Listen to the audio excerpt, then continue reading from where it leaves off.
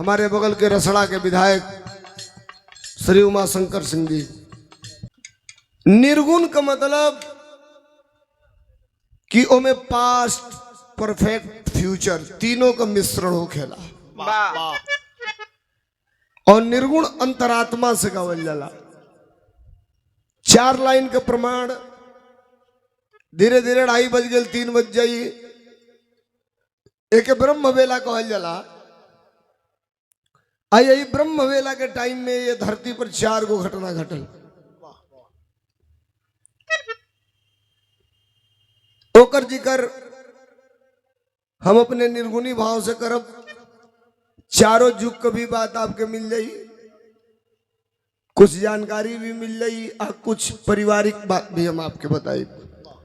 तरज बड़ा पुरान बा, अपने जमाने का ये सुपर हिट तरज हो। आज के जमाने का तरज ऊपर से 1 फुट छोड़ के नीचे से 2 फुट छोड़ के ओया से तरज चालू होता। अब हम ना धरब इतने कोई देनी, ऊपर से 1 फुट छोड़ के और नीचे से 2 फुट छोड़ के एजा से तरज चालू होता है। इतने में चाहे जहां से तरज चालू हो जा।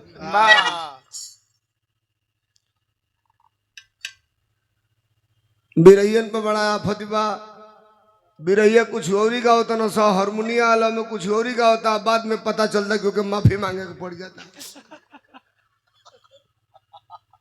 हाँ भाई, गायक कुछ और ही का देता, कोरस वाला कुछ और ही बोल देता। उनसे भइल बवाल, मांगा माफी वही पर। ऐसे बढ़िया कुरंड बंड से हमन के दूर रहने जब कौन फायदा भाई। बर्बादी होई, बर्बादी तो ले बुझाइल हारमोनिया लगा बर्बादी हो जाई। आके लाइव बेचारा कापत कापत मंगला सब माफी। उनका निधन वाला लोता हल्लो। तरज बड़ा पुरान बा, लेकिन तनी सुन ले भाई लोग कवन तरज बा मास्टर।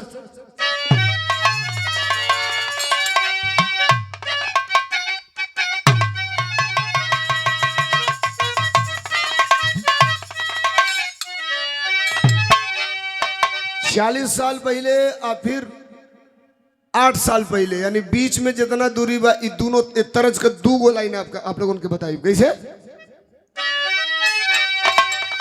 40 साल पहले ये तरज गवाओ, खा गवाओ। अरे अंगने में उड़े, अंगने में उड़े फूल के नवाए नन दो, बाजला बधैया दुआरे पे।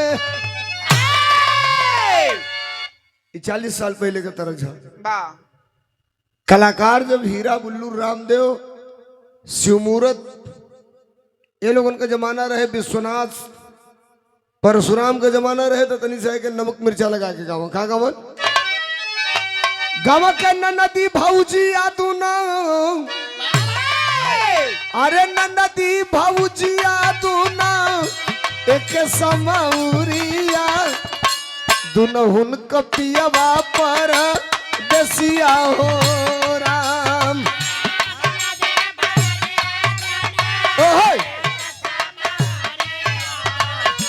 दुनहुन कपियवा पर दसिया हो राम।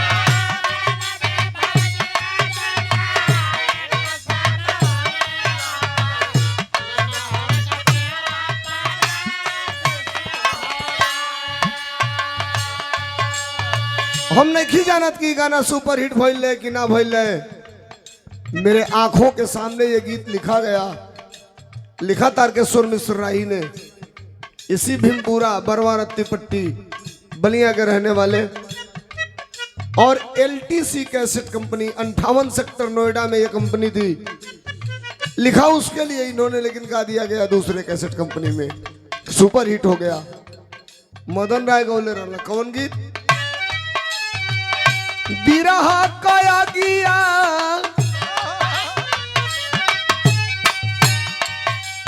अरे बिरहा कया गिया लगल यही कान में, कौन सखी मार दिहली तो ना हो राम।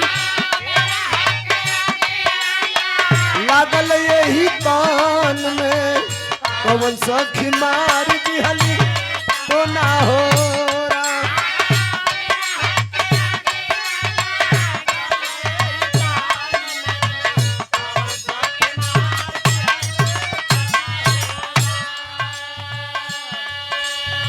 एकर एक लाइन हमके बड़ा निक लगेला, अकेले कबो रहीला तो हम के गुनगुनाइला दोपहरिया को।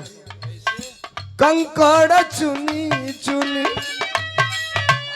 महला बनवनी, लोग कहेला घर मोरा ए राम। ना घर तोरा ना घर मोरा, ना घर तोरा ना घर मोरा, चिड़िया रे न बसेरा ए राम।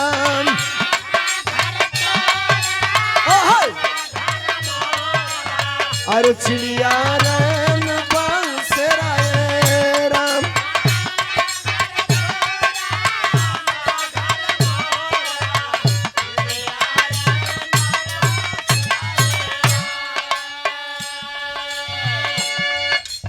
अब आई तनी बात पर, ये बाबूजी के परिवार से रिलेटेड जे भी लोग या होई बैठल होई, हम आप लोगों से निवेदन करबे भैया लोग कुछ मत दिया लोग, अबले तो जौन देवे करल तो दे दिया लोग, लेकिन दोहरा के दर्शन ना भइल के घर परिवार के लोग को ठीको बा कर जागल हुई तो बैठल हुई लोग। बात हमार सुनी हलो, ये शरीर से बढ़िया पैर का प्लास्टिक का जूता होला, फट जाई तो लइका सन पापड़ी किन के खा लिया से वो सद जाई। ये शरीर से बढ़िया ये धोती बा, आज 5,000 का बा 7,000 का बा, फट जाई तो मेहरारू लेवा गुदरा पे चढ़ा लिया सा, लइका मौका तोका पाई के ओढ़ बिछा लिया सा वो सद जाई। लेकिन हई जाइया फट जाई भाई, 2 घंटा बीतत बीतत लोग कही कि जल्दी घर में से बाहर करो ना तो पूरा टोले में बसवावल चालू कर दी है। हाँ हो आदमी का चर्चा होला, लेकिन ओकरे मर गेले के बाद MP MLA कितना बनेंगे, हम उनके दल के भी नहीं हैं, लेकिन समाज के लिए अच्छे व्यक्ति थे। हमारे बगल के रसड़ा के विधायक श्री उमाशंकर सिंह जी आम जनता के लिए कभी कदम को पीछे नहीं हटाते थे, हम उनको भी श्रद्धांजलि अर्पित करते हैं। हम बाबूजी का श्रद्धांजलि अर्पित करते बने ये लिए कि बाबूजी इस दुनिया में नहीं है, अपने पीछे पूरा भरा पूरा परिवार छोड़ के गए हैं। देहात में वो खीसा कहला आदमी कि बाढ़े पूत पिता के धर में, आ खेती उपजे अपने कर में। बाप अगर बढ़िया कर्म कैले रही तो ओकर फल अगली पीढ़ी पर बेटा बेटी पर पड़ेला। ऋषिया लोग मत तोहरी गांव में क्यों दरोगा होई चाहे इंस्पेक्टर होई सिपाही वाला में, ओकर घरे जाके देख लिया लोग ढेर घूसखोर होई, ढेर हलुक होई तो काम चलाऊं बा, ढेर का जोन ढेर का घुसवा लेना सो ओकुल के घरे जाके देख लियो, अगर 2 गो लड़का होइया सो एगो सारे पागल होई के पोलियो मार देले होएगा, लंगल सारे टहरा होई। अनेत का रुपया आई तो फलित ना होई, पसीना का रुपया रही तो फलित होई। बाप महतारी अगर कर्म बढ़िया करी तो ओकर फल ओकर आवे वाला पीढ़ी ओकर बेटा बेटी के मिली, अगर बुरा कर्म करी तो ओकरे साथ साथ ओकरे आवे वाला पीढ़ी के भी भोगे के पड़ी। तो बाबूजी के सादर श्रद्धा सुमन बा। अब आई तनी बात पर, ए भोर के टाइम में चारों युग में 4 गो घटना घटल, निर्गुणी भाव में तनी सुनी सबे का घटल। सुखवा का उगली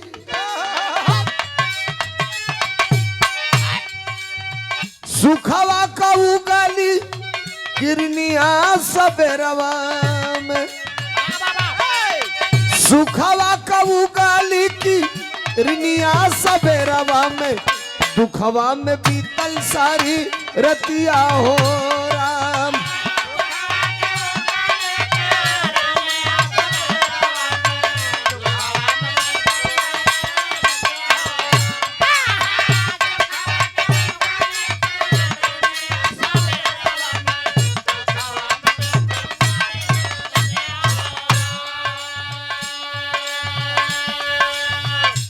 बाबूजी नहीं है।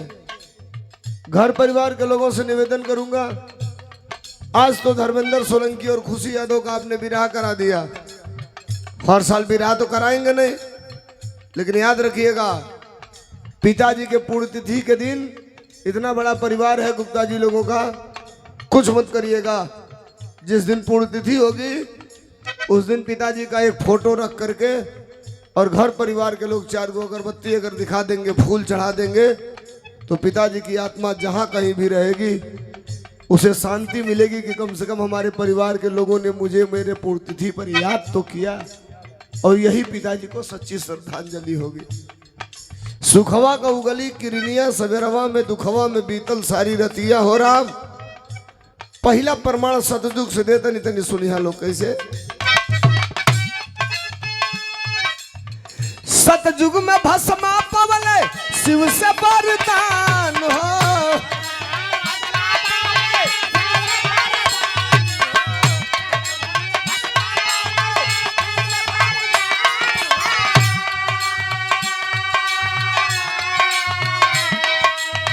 चहले जरावल बूता हरि का परान हो।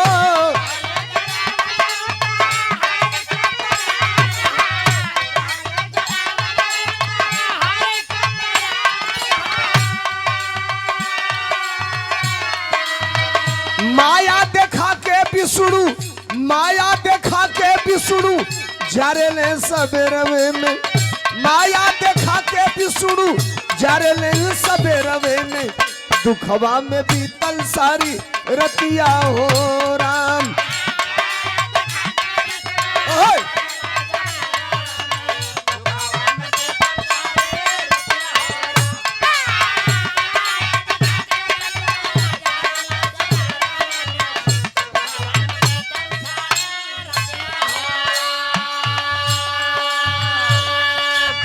आइए विषय पर। तीसरी लाइन बड़ी खतरनाक होगी, लेकिन ये पहली लाइन को सुनिए। घनघोर तपस्या किया, भस्मासुर प्रकट हो गए भगवान भोलेनाथ। कहे मांग लो तो कहा कि दे दीजिए, कहे क्या चाहिए तो कहा कि जिसके सर पर हाथ रखूं जल के भस्म हो जाए। जो नौना कहलू है कि फलाना हम दुकान जी कहलू है, दुका बनौलू है, यानी के दुनिया के सब देवी देवता के पूरा शरीर के पूजा होले। गलती कहीं तो बताई सब, मुंह दाब के हंसत लो तो लोग बुझाता कि हमको बहुत गलत बात कह दिल बनी। तो दुनिया के सगरी देवी देवता का पूरा शरीर के पूजा होले। भगवान शंकर जी का कहीं देही के पूजा देख ले बोलो, कौन जी का पूजा होले उनको देखा काका देखबा उनको उम्र देखला, देखा 82 वर्ष के बाद हैंगा कहता है नहीं कबो इनके यहाँ नहीं खे में भाई। जे गईल भूत बैताल पिचास निमन बाउर जे जवन मांगल कहला हाँ ले जो बा तार मलिकाइन का मंगली।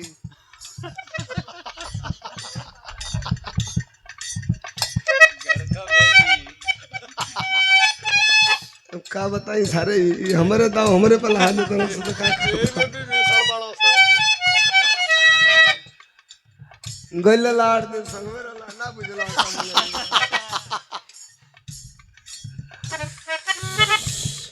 भगवान भोलेनाथ खुश हुए, कहे कि यो मस्त जिसके सर पर हाथ रखोगे जल के भस्म हो जाएगा।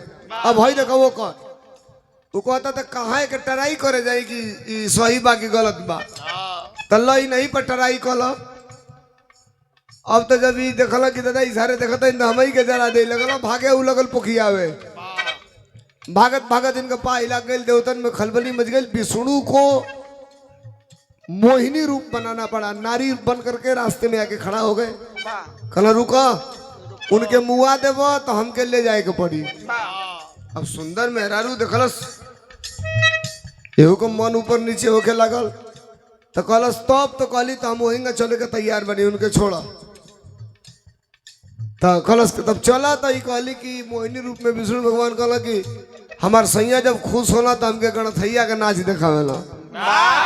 अब लगल लुंगी डांस करे वही टेंगे टेंगे दुकान का नहीं लला टेंगे टेंगे कॉली किएगा ना गड़थैया का नाचेगा ना होला तो कलस केगा आते एगो हाथ करियाई पर वाह चट दे करियाई पर लगोलस कामांध हो गया था नारी के सौंदर्य को देखकर। कली एक हाथ कपारे पर चट दे कपारे बधैरा हर हर हर जर के भस्म हो गई। वरदान रहल जगरी कपारे पर हाथ धरवा। ये तो सतयुग के बाद रहल। सतयुग के बाद आता है नंबर त्रेता का। वाह त्रेता में बड़ी विचित्र घटना हुई। यही भोर के टाइम में यही टाइम में का भाई अरे त्रेता में वशिष्ठ धैले त्रेता में वशिष्ठ धैले शोध के लगनिया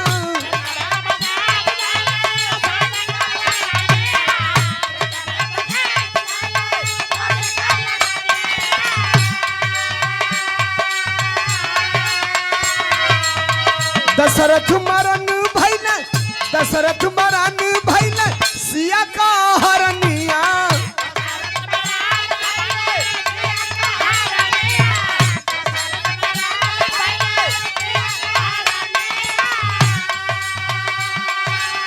मारे राम रावण दूरा चारी के सबे रवे में मारे राम रावण दूरा चारी के सबे रवे में दुखवा में बीतल सारी रतिया हो राम।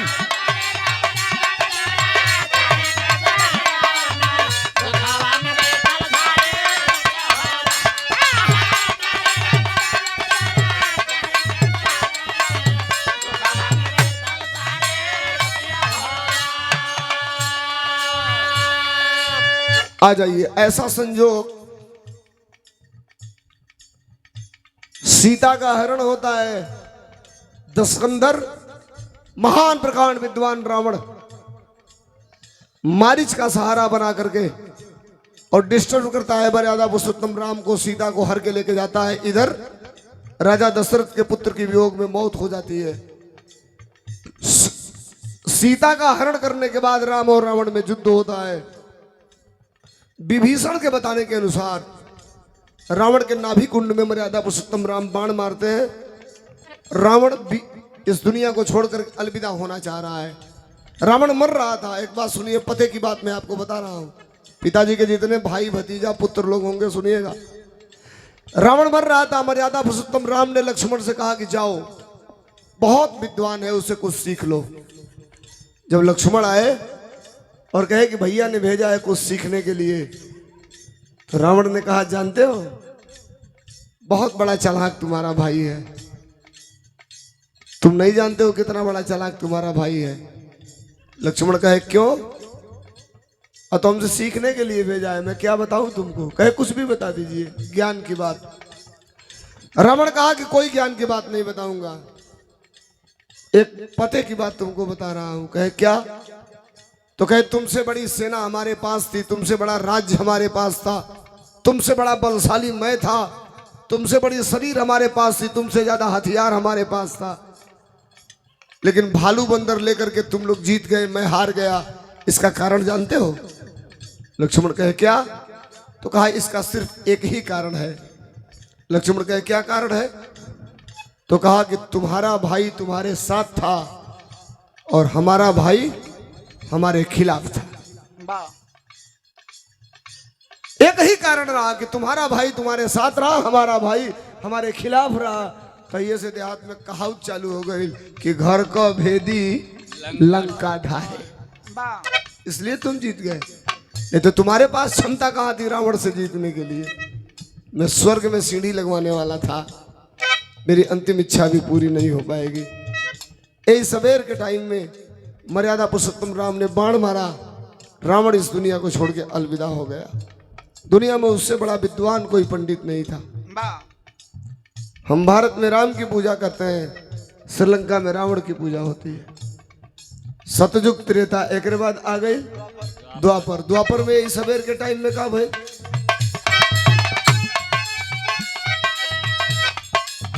द्वापर में कुरुपत,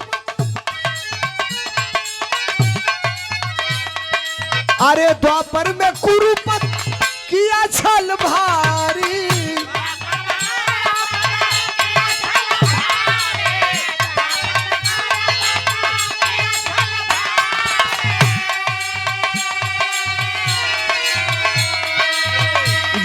में पांडव गईले, जुआवा में पांडव गईले द्रौपदी के हारी।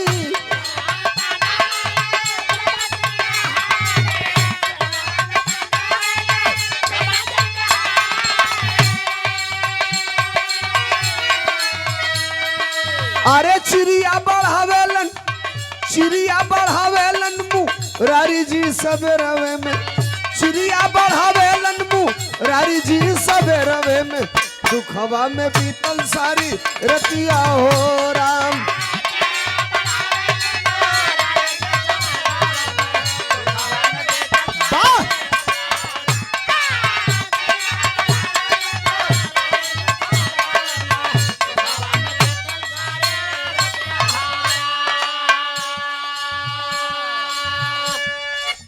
अच्छा, आप आज कोई दारू पीता है तो आप कहते हैं पियक्कड़ हो गया। कोई दारू पी के अपने पत्नी का गहना बेच देता है तो आप कहते हैं कि ये बहुत बुरा आदमी है, अपने पत्नी का नाक में का बेच दिया, गोड़ में का बेच दिया, कान में का बेच दिया, वो बहुत खराब आदमी है, बहुत गंदा आदमी है। आज ये अपन मेहरुए बेच दियलू, हम गलती कहते नहीं, इतने से हमको बताई सबे। हाँ, दारू पी के लोग खेत बेच देला, मेहरारू का गहना बेच देला, तो बाउर बा। आज जुआ में मेहरारू के हार गई बेच दिया, निमन हो गई। भाई पद का बात बाई होखे के चाहिए कि ना होखे के चाहिए।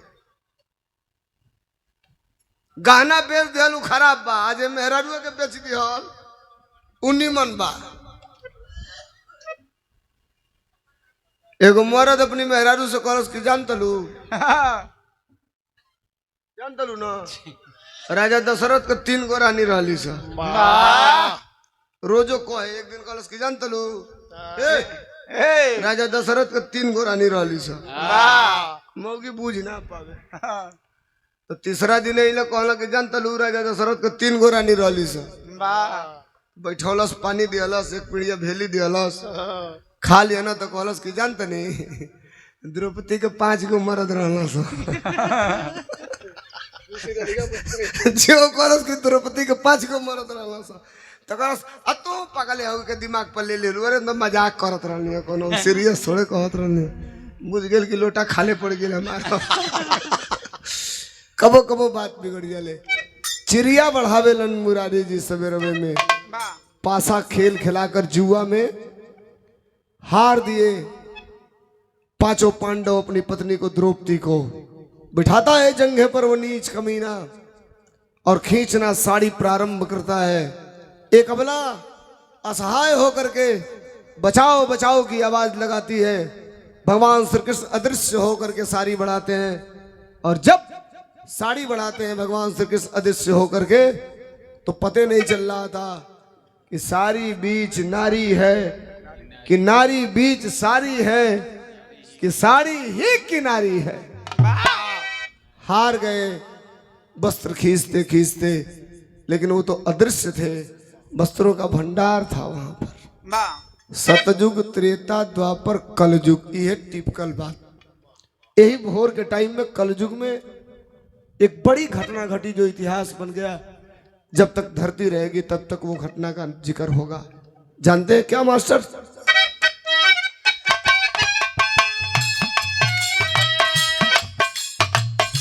कलयुग में सिख सब मचवले तूफान हो,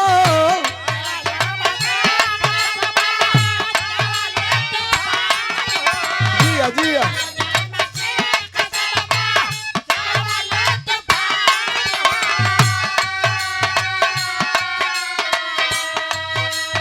अरे इंदिरा के कैले पटिया गोली का निशान हो,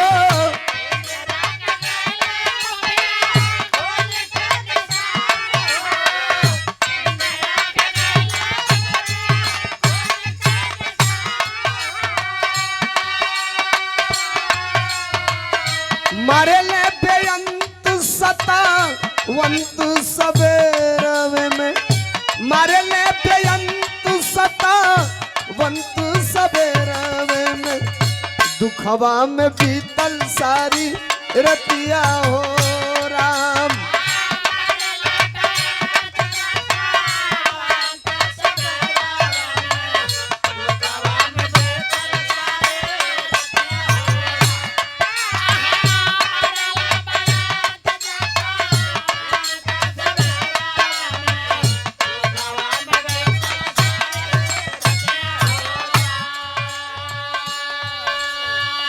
भारत की वर्तमान प्रधानमंत्री रही श्रीमती इंदिरा गांधी सुबह मॉर्निंग वॉक कर रही थी, भोर के टाइम में टहल रही थी और उन्हीं के सुरक्षा गार्डों के द्वारा उनको गोली मार दी गई। कौन थे? नाम क्या था? बेअंत सिंह, सतवंत सिंह। अपने ही अंगरक्षकों के द्वारा भारत के प्रधानमंत्री इस दुनिया को छोड़ करके चली गई, गोली की शिकार हो गई। बेअंत सिंह और सतवंत सिंह जैसे दो, उस समय कितने सिख लोग दाढ़ी छिलवा लिए थे। उपद्रव हो गया था देश में, चारों तरफ दंगा फसाद की स्थिति थी। आप लोग जान रहे होंगे, हम लोग का तो जन्म कर्म नहीं था उस समय, ये आप लोगों को पता चला होगा। भारत की एक ऐसी प्रधानमंत्री थी जिन्हें लौह महिला कहा गया, लौह महिला। अभी मैं बोलूंगा ना यूट्यूबर भाइयों, एक दो दिन बाद बोलूंगा। एक लड़का आज अंकल बोला है अपने भाषण में, अंकल। चूंकि मैं बिना एविडेंस के कुछ बोलता नहीं, पॉलिटिकल बात हो जाएगी, आप लोग दूसरे तरह से पेश कर देंगे। रैली में अंकल बोला है एक आदमी को, बोला कि उनकी उम्र इतनी हो गई है, मैं अंकल बोल रहा हूं। अभी उस लड़के को नहीं पता है हम सम्मान देना जानते हैं, और जितना सम्मान हमारे नेता ने दे दिया है शायद धरती पर किसी नेता ने सम्मान नहीं दिया है। आप मजबूरी में वहां इसलिए हो, हम मजबूरी में ऐसे गाँव तन कि 2 गो कीड़ा बड़का घुस गई बारह सौ, अंतिम लाइन जो ले ना गई तो ले मनइबो ना करे। अंतिम लाइन वही ले तो सुखवा में बीतल, दुखवा में बीतल सारी रतिया हो राम। अब अंतिम लाइन कहले का मतलब भैया जन्म मिलल बा तो सत्कर्म कइल जाओ, कुछ ऐसा काम होके कि मर गईला के बाद वो लोग नाव ले याद करे, कम से कम फलाना बड़ा नीक आदमी रहला। एक जनी खुशी की कक्का नियर रहला, खाली बियाह काटा, खाली बियाह काटा, वो क्रिया खा ले रहला कि गांव में केहू के लइकन कम बियाह हो खई ना दे। जब कहीं से तिलकहरू आवस तो कोनो लकड़ी लगा के बियाह काट दे। जनी चौधरी का लइका हो गए 38 साल, ओकरी ठान ले कि बियाहे ना होके दे। आ वो प्रण कैलस कि जो 1 साल ना भइल बियाह तो मुसावा दवाई खा के मुंह अब हम जियब नहीं अब। और चौधरी का एक के लइका बड़ा परेशान भइल, तिलकहरू उलकहरू फिट कर लिया, इनका ही रहेगी जहिया कहीं हितई जाई वही दिने बोलाई तिलकहरू। आ तौले जिन बियाहवा काटे वाला पंडित जी रहला उछल गया एक दिन अपनी बहनी उरा, तो ई तिलकहरू से कहला कि भाई 3 घंटा का टाइम बा, इतने में बियाह हुआ, तय करके दिन बार धो के सड़क दे चल दियो लोग, नहीं तो फिर बियाह हुआ हो ही नहीं। और तिलकहरू अइला सा लइका निके रहे, देखला सा बियाह हुआ, तय भाई सब चीज क्लियर हो गई, 25-50 हजार एडवांस दे दिया सा। आइनहू का दूसरे गाँव में चैन थोड़े पड़े, अरे कोई लाना बहनी उरा खाना खैला भागल होने से आवे लगा। अइले तो ले गाँव के लोग 2-4 गो मिलल, तो गाँव में 2-4 गो मजोले वाला रहला सा, कहला सा तो तू और गइले नहीं चौधरिया का लइका के भी आता है हो गए। अभी लगला धोती खजू आवे सारे हमरे जीते ओकर बियाह कैसे हो जाएगा। हां लगली से कीरी काटे उनके। अइला तो ले हर से तिलकहरू जात रहला सा, देखला तो साइकिल तनी दौड़ा के आगे बढ़ला, कहला नमस्कार, तो कहला सर नमस्कार। आ तो बियाह तय कर लेली सबे ठीक बा, कोनो बात नहीं कि हम चाहत रहनी कि बियाह होइए जाओ, ए लिए कि अब एकरी बात 2 साल रह जाए तो जुआइए जाए तो कोनो काम लायक रहियो ना जाए, तो निक कलिया सबे बियाह तय हो गई। तो वो कहलो सा कि रउरा कहाँ कहीं, तो हम यही गाँव कहीं ना। आज लोग कर बियाह ऐसे रुकल रहला कि जे आवत रहला हमें से पूछत रहला, हम सही का बतिया बता देत रहली हम, तो यही से बियाह आज लोग रुकल रहला। अभी तिलकहरू गाड़ी पर से उतर गई सा, कहला सा रुक, सारे पहले सही का बात जाने दे कि आखिर असली बात का बा, अगुआ सारे धोखा में डाल दिया। तो कहला सा सही का बात बताई, कहला नहीं जाए दे, घर का बात भाई कोनो बात नहीं खे, बियाह रउरा तय कर लेनी कोनो बात नहीं खे, लड़की बड़ा रज गज में रही बा, कोनो कमी बेसी होई ना। पंडित रहबे के जात का एगो निकाल के 500 को नोट पॉकेट में डलस, कहलस महाराज क्योंकि बेटी के इज्जत के बात बा, जिंदगी के सवाल बा, सही बात बताई का बा। तो कहलत नहीं सही कोनो बात नहीं खे, अगर सही का जाने के बाद चली दुआरा पर हम चलते बा, निकाह करे के बा। और वापस तिलकहरू दुआरी पे आ गई सो।